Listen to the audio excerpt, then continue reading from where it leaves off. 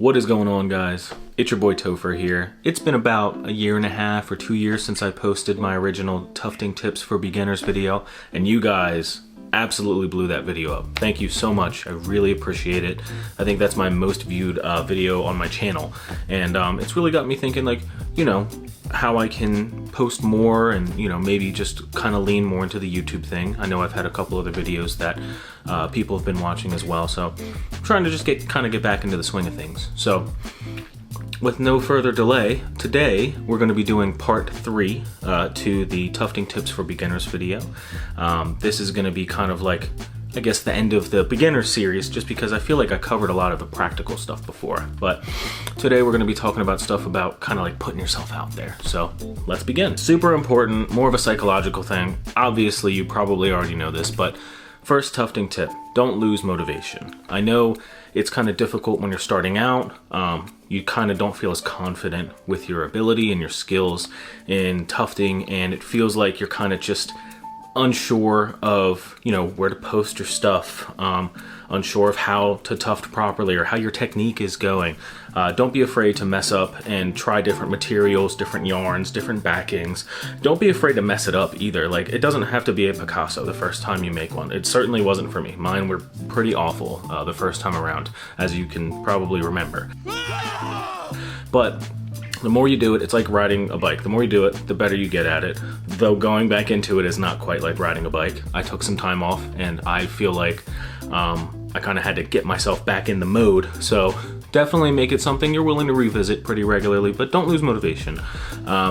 If it's not perfect, at least you know you made something, and you will on your own really learn, like, okay, well, I know it has to be a little smoother when I'm holding it like this, or hey, let me try to make a circle or something.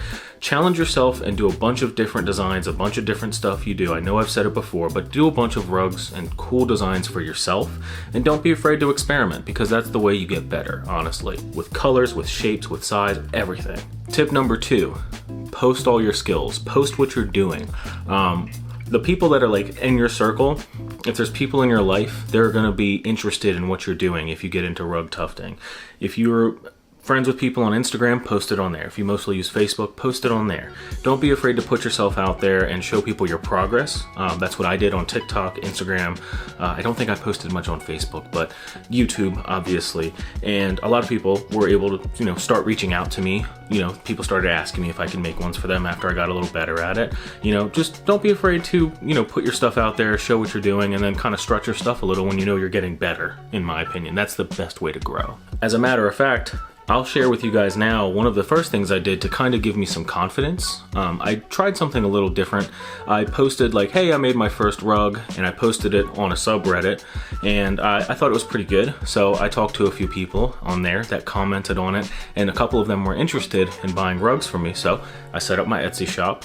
I just made a very basic one for the type of rug I was making. I think that was the first Animal Crossing leaf rug, like the opposite colors. The leaf rug is usually like brown and green. I did like a cream and teal color, and then I did a special order for somebody who wanted a cream and pink color, and that's how I got started out. So don't be afraid to put yourself out there, show what you're doing. Places like Reddit and things of that nature exist for you to kind of show people who you are and showcase what you're doing with your life so that people can find you. That's the best way to do it, in my opinion. And it worked out so far for me. After I got the confidence of making that first rug, I started posting more and more on Instagram, my stories, reels, just videos, and my family and friends really started reaching out to me around then and were like, hey, can you make this? Can you make this? And I just took it from there. You know, don't be afraid to experiment either with like pricing, what you want to do based off size, based off of what other people are doing. Definitely check the market of what you're making for somebody, just so you kind of know what you're doing with your material costs and things of that nature. But start making stuff first and then get into the nitty gritty of that. Tip number 3, this is kind of going in with tip number 1 about not losing motivation. Set aside time to practice, you know, like, at first, I was recording pretty much every single rug I made, and it felt really stressful because I also had to manage like my phone for, you know, social media recordings, my camera, my battery in there, my memory card, and making sure the lighting was right. Adding that stress is not worth it, and sometimes just making one for yourself can feel pretty good. I want to say there's at least 1 or 2 rugs. Like I made a couple of custom ones for friends and I've posted them, but I didn't post the videos of me making them. Like I think somebody wanted a Paw Patrol rug. I had a couple other ones that I made that were for a couple of soccer teams that a few of my friends were big fans of, and those I really didn't make videos about either. I was kind of just in the moment deciding, you know what, I'm just gonna make this. I'm gonna kind of set some time aside for myself to just make this away from the camera. And there's a couple other ones that I made more of those Animal Crossing leaves for myself. I made a rug for a friend that they put in their bathroom that was my own unique design. I feel like you need to set the time aside to really practice those things, and don't be afraid to like use a little bit of materials in doing that, because it's like, think about it like drawing. You're not gonna be the Picasso as soon as you start. You do have to get some practice in, you know, mess around with glue, backing, stuff like that, so you can just feel comfortable, you know, while you're in the experimenting phase of things. Tip number 4, kind of a simple one. If you're here, thank you for this one, because you're already doing it probably, I hope. Follow other rug tufters and just see what they do so you can get some motivation, so you can learn some things. Don't forget to subscribe. Basically, following other people has taught me a couple different things I wasn't thinking of before.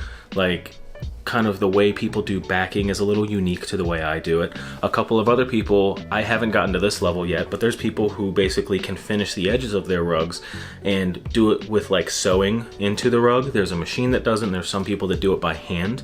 I am not that skilled yet. Hopefully I can be someday, but I'm really kind of hoping one day I can afford a machine to do it, though those are called Sergers and they cost quite a bit of money, like thousands even used. But really, you know, see what other people are doing, because that's kind of how I learned shaping. I saw a couple other people that do shaping in a unique way, because the first time I did it, it was not pretty.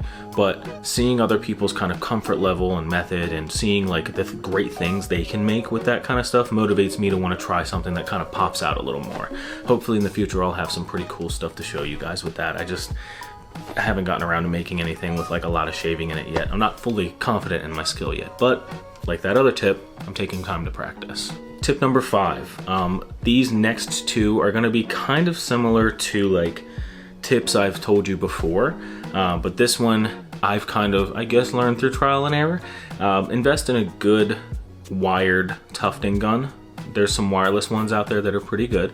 Like there was one that I was given the opportunity to review a few videos ago, and it was really cool, but I've realized that over time I've had to adjust that one a lot more versus the orange one that you'll see in my videos. That's just like a big, thicker, wired one.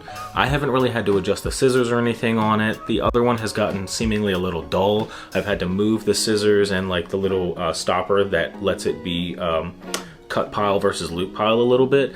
Maybe that's like user error. Maybe I should just be tightening those bolts a little more. I can't say for sure, but definitely if you're gonna do any of this, the first thing you should do is probably start with a plug-in wired, little bit bigger, more, I guess, as far as tufting goes. It's kind of new to have a handheld one, but I guess like a more traditional looking one, as in things you'd probably see 2020 to 2022 era of rug tufting. A lot of the people had similar rug tufting guns, like Tuft the World has a lot of them on their website. Just go with something that's kind of tried and true that you see other people use. And then you can branch out to like the wireless ones and things of that nature. Just because in my personal experience, especially if you're starting out, you really don't want to be challenging yourself with any extra tasks, like having to worry about what setting it's on, or if it's dull, if I have to sharpen something, or if I have to fix something. Just kind of set yourself up for success, if you ask me. Tip number 6, and this one I cannot stress enough, just because I've had some really irritating times with this one.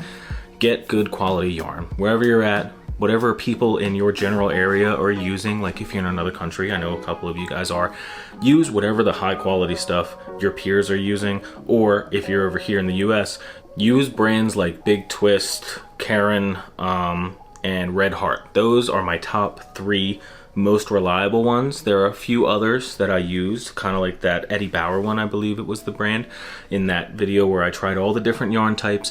Those are great, but they are few and far between.